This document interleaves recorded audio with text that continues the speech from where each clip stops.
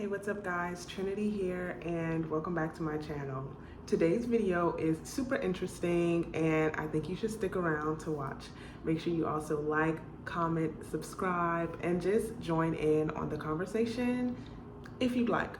If you've been following me for any amount of time, you know that I had a dance blog called The Artist Impression, and I have been writing from what I have coined the perspective of preservation for dance. And so my new blog, so to speak, is going to be in that same vein. I've just switched platforms, so make sure you go and subscribe over on Substack. The past 12 hours have been just completely crazy.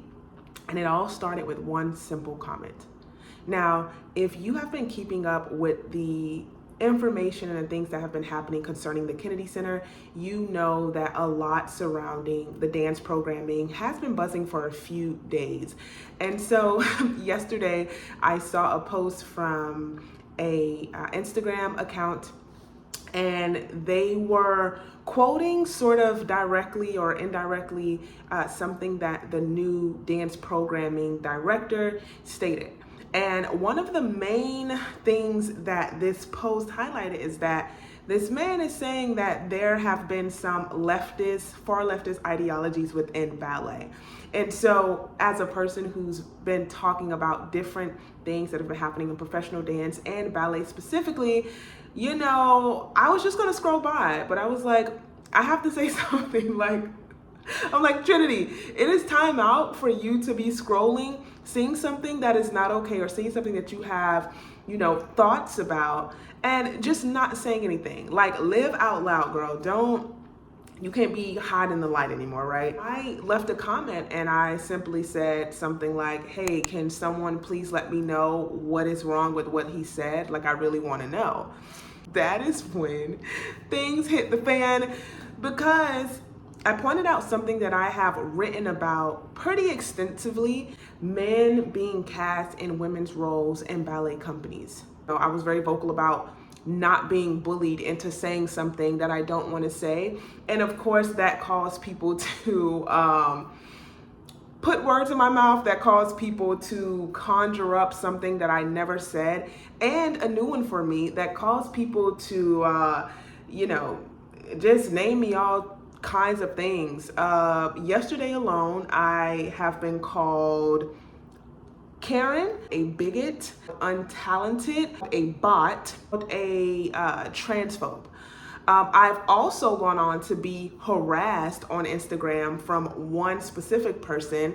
And, you know, I just finally had to say, you know what, have a great one. You know, I'm not going to continue to go back and forth. But in the interim, I made it my business to respond to every single person who tried to make me feel that what I was saying was like inadequate, that it's a lie, that it's not true. Oh, so what? Are you saying that women in ballet have certain roles and that they deserve certain roles? Yes. Finally, someone is listening to what I've actually typed out. This is why, since Adam and Eve were on the scene, there have been men roles and women's roles. The core essence, sheer beauty, and that thing that makes your jaw drop and just sit on the edge of your seat and makes you go home and daydream about one specific section. The very essence of that is the strength of a man, and then the beauty and fragility of a woman within a role. When you begin to insert things like giving men women's roles, when you begin to insert things like, hey, I know we have a company full of women, but let's also, you know, bring a choreographer in and let them give all of the men a work and point.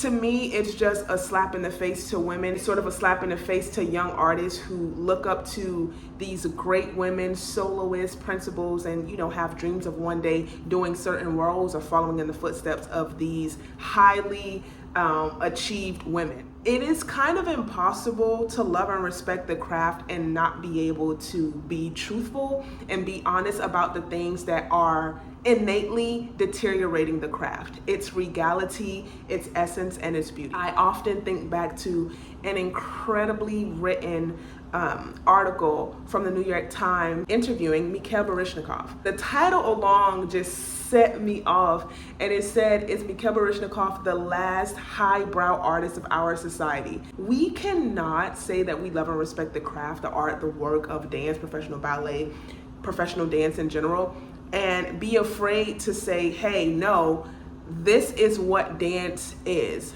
And let me be clear, and I also mentioned this in my Substack, it's not about pushing people out who have different beliefs. It's not about saying, hey, you cannot have, this idea, this art, this concept that you want to bring to life in choreographic work. Nope. I've worked with so many different people. I've worked with people that I never knew existed as artists, but because I had amazing opportunities, a lot of those artists are now artists that I love, whose work I love and respect, but it's nothing that I do. It's not a genre that I particularly dive into. So all of those things people were saying, is just like crazy. I just had time yesterday and I won't be bullied. Yeah, nice try for all the people who tried to bully me, but it's just not going to happen. And I also think we should give this new programmer, director a chance. All right, guys, if you are not following me over on Instagram, make sure you do so. Make sure you just stay up to date with everything we're doing with the Dance Career Coach. If you've been following me here on YouTube for any amount of time, you already know I love being with you in this space. And until next time, happy dancing.